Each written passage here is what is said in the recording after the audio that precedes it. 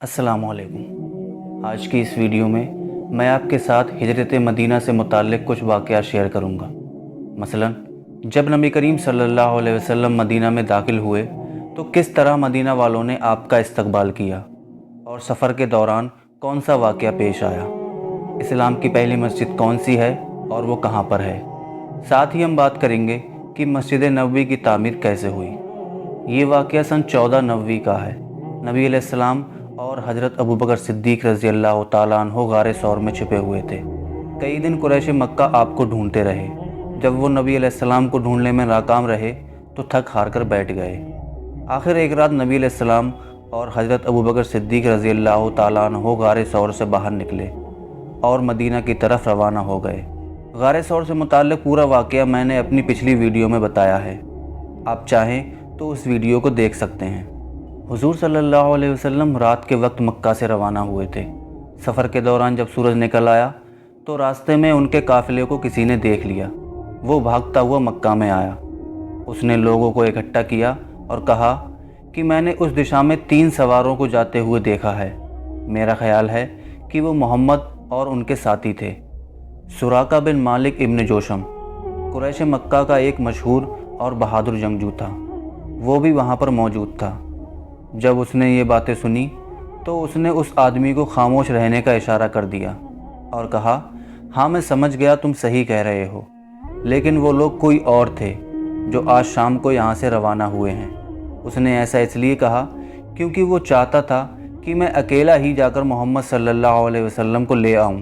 اگر دوسرے لوگ بھی اس کی باتیں سن کر محمد صلی اللہ علیہ وسلم کے پاس پہنچ گئے تو 100 اونٹوں کا انعام مجھے نہیں مل سکے گا۔ یہ کہنے کے بعد سراقہ وہاں سے اٹھ کر اپنے گھر چلا گیا۔ اس نے اپنا گھوڑا اور ہتھیار شہر کے باہر بھجوا دیے اور لوگوں کی نظروں سے بچتا ہوا وہ بھی چپکے سے شہر سے باہر نکل گیا۔ ہتھیاروں سے لیس ہو کر وہ اپنے گھوڑے پر سوار ہوا اور تیز رفتار کے ساتھ اونٹوں کے نقش قدم پر چل پڑا۔ وہ کچھ دور ہی چل پایا تھا کہ اس کے گھوڑے کو ٹھوکر لگی اور سراقہ نیچے گر گیا۔ وہ اٹھ کر دوبارہ گھوڑے پر سوار ہوا اور تیزی کے ساتھ اپنا گھوڑا دوڑانے لگا۔ جب نبی علیہ السلام اور آپ کے ساتھیوں کے اونٹ نظر آنے لگے تو اس کے گھوڑے کے اگلے پاؤں گھٹنوں تک زمین میں دھس گئے اور سراقہ پھر نیچے گر گیا۔ اس نے پھر سوار ہو کر اپنا گھوڑا دوڑایا۔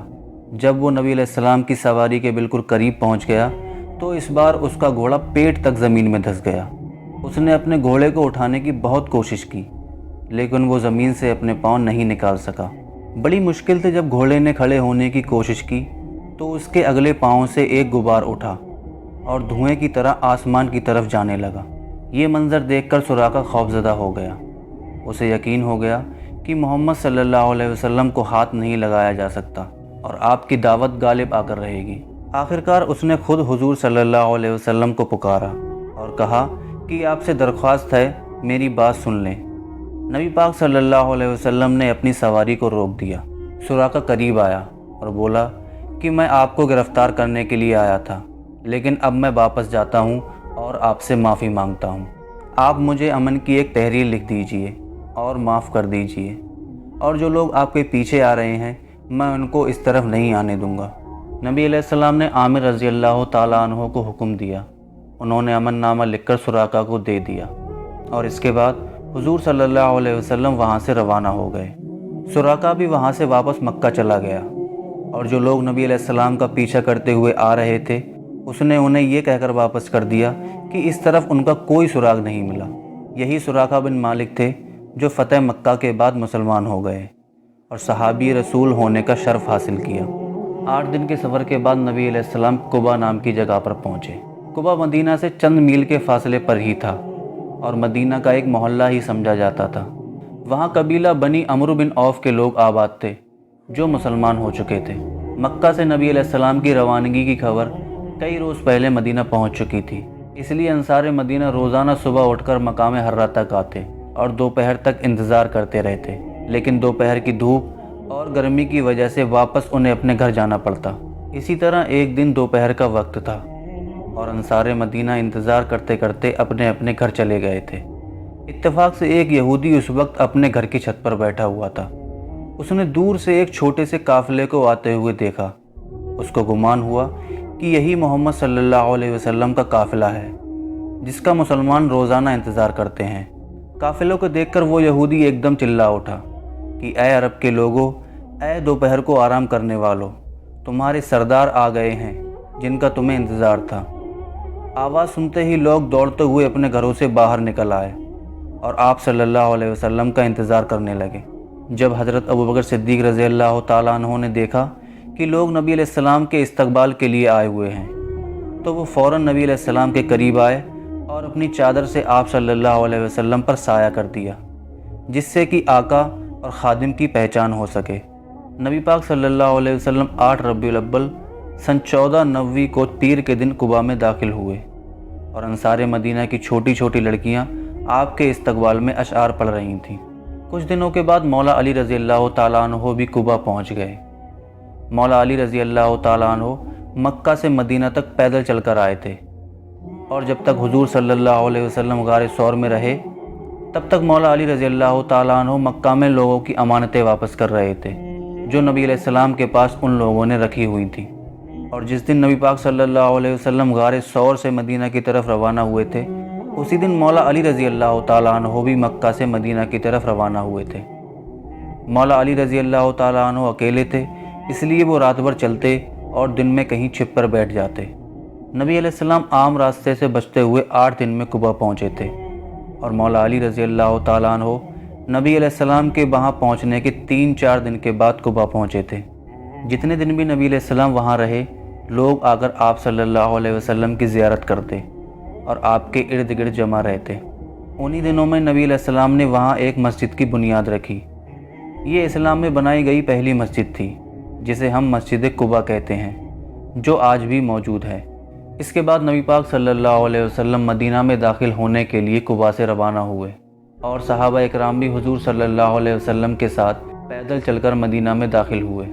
جب حضور صلی اللہ علیہ وسلم مدینہ میں داخل ہوئے تو ہر کوئی اس چیز کا خواہش مند تھا کہ نبی پاک صلی اللہ علیہ وسلم ہمارے یہاں رکیں۔ مدینہ میں داخلے کے وقت جمعے کی نماز کا وقت ہو گیا۔ آپ صلی اللہ علیہ وسلم نے وہیں ایک میدان میں جمعے کی نماز پڑھائی۔ یہ مدینہ میں نبی پاک صلی اللہ علیہ وسلم کا پہلا جمعہ اور پہلا خطبہ تھا۔ نماز پڑھانے کے بعد حضور صلی اللہ علیہ وسلم اپنی اونٹنی پر سوار ہو گئے۔ قبیلہ بنو سالم بن عوف کے لوگوں نے آ کر آپ صلی اللہ علیہ وسلم کی اونٹنی کی لگام پکڑ لی اور اپنے یہاں ٹھہرنے کی درخواست کی۔ وہاں پر موجود دوسرے قبیلے کے لوگوں نے بھی یہی درخواست کی۔ ہر کوئی نبی پاک صلی اللہ علیہ وسلم کی خدمت کرنے کا شرف حاصل کرنا چاہتا تھا۔ نبی پاک صلی اللہ علیہ وسلم نے ان سے کہا کہ میری اونٹنی کو مت روکو، اس کی لگام چھوڑ دو، اس کو اللہ کی طرف سے حکم مل گیا ہے، جہاں پر میری اونٹنی بیٹھ جائے گی میں وہیں پر قیام کروں گا۔ نبی پاک صلی اللہ علیہ وسلم کے حکم دینے کے بعد لوگوں نے اونٹنی کا راستہ چھوڑ دیا اور اونٹنی چلنے لگی۔ تمام مہاجرین اور انصار اونٹنی کے پیچھے پیچھے چلتے رہے۔ سب کی نگاہیں اونٹنی پر تھیں کہ دیکھتے ہیں کہ یہ کہاں پر بیٹھے گی۔ اونٹنی چلتے چلتے ایک غیر آباد علاقے میں جا کر بیٹھ گئی، لیکن فوراً کھڑی ہو گئی اور پھر چلنے لگی۔ تھوڑی دور چلنے کے بعد وہ اونٹنی واپس آئی اور اسی جگہ پر آ کر بیٹھ گئی جہاں پہلے بیٹھی تھی۔ اس بار اس نے اپنی گردن زمین پر ڈال دی اور اپنی دم ہلانے لگی۔ یہ زمین حضرت ابو ایوب انصاری رضی اللہ تعالیٰ عنہ کے مکان کے پاس تھی۔ وہ خوشی خوشی نبی پاک صلی اللہ علیہ وسلم کا سامان اٹھا کر اپنے گھر میں لے گئے اور حضور صلی اللہ علیہ وسلم نے انہی کے گھر پر قیام کیا۔ یہ زمین 2 یتیم لڑکوں کی تھی اور اس جگہ پر چند کھجور کے پیڑ بھی تھے۔ نبی علیہ السلام نے پوچھا، یہ زمین کس کی ہے؟ اسد بن زرارہ رضی اللہ تعالیٰ عنہ نے کہا، یہ زمین 2 یتیم لڑکوں کی ہے، میں نے ہی ان کی پرورش کی ہے، آپ یہاں پر مسجد بنوائیں، میں انہیں راضی کر لوں گا۔ حضور صلی اللہ علیہ وسلم نے ان دونوں بچوں کو بلوایا اور ان سے جگہ خریدنے کی بات کی۔ ان دونوں بچوں نے کہا، نہیں یا رسول اللہ صلی اللہ علیہ وسلم، ہم اس کی قیمت نہیں لیں گے، ہم یہ جگہ آپ کو مفت میں دیں گے۔ لیکن نبی پاک صلی اللہ علیہ وسلم نے مفت میں زمین لینے سے منع کر دیا اور کہا کہ اس جگہ کی میں قیمت ادا کروں گا، بنا قیمت دیے قبول نہیں کروں گا۔ حضرت ابوبکر صدیق رضی اللہ تعالیٰ عنہ نے اسی وقت زمین کی قیمت ادا کر دی اور حضور صلی اللہ علیہ وسلم کے حکم پر کھجور کے پیڑ کاٹ دیے گئے اور مسجد کی تعمیر کا کام شروع ہو گیا۔ حضور صلی اللہ علیہ وسلم خود مسجد کی تعمیر کے کام میں شریک ہوتے اور اور صحابہ اکرام جوش و شوق کے ساتھ کام میں لگے رہتے۔ مسجد کی دیواریں پتھر اور گارے سے بنائی گئیں۔ مسجد کی چھت کھجور کی لکڑی اور پتوں سے بنائی گئی۔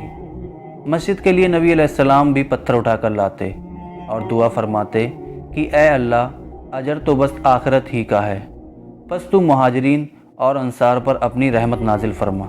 اس طرح مسجد نبوی کی تعمیر ہوئی، جب تک مسجد تیار نہیں ہو گئی اور اس کے قریب حضور صلی اللہ علیہ وسلم کے لیے مکان تیار نہیں ہو گیا۔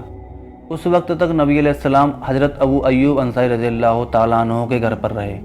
ہجرت مدینہ سے پہلے کے زمانے کے لیے سن نبوی کا استعمال کیا جاتا تھا، لیکن مدینہ میں ہجرت کرنے کے بعد اب یہاں سے سن ہجری کا زمانہ شروع ہوتا ہے۔ اس کے آگے کے واقعات انشاءاللہ میں اپنی اگلی ویڈیو میں آپ کے ساتھ شیئر کروں گا۔ ملتے ہیں اگلی ویڈیو میں۔ اللہ حافظ۔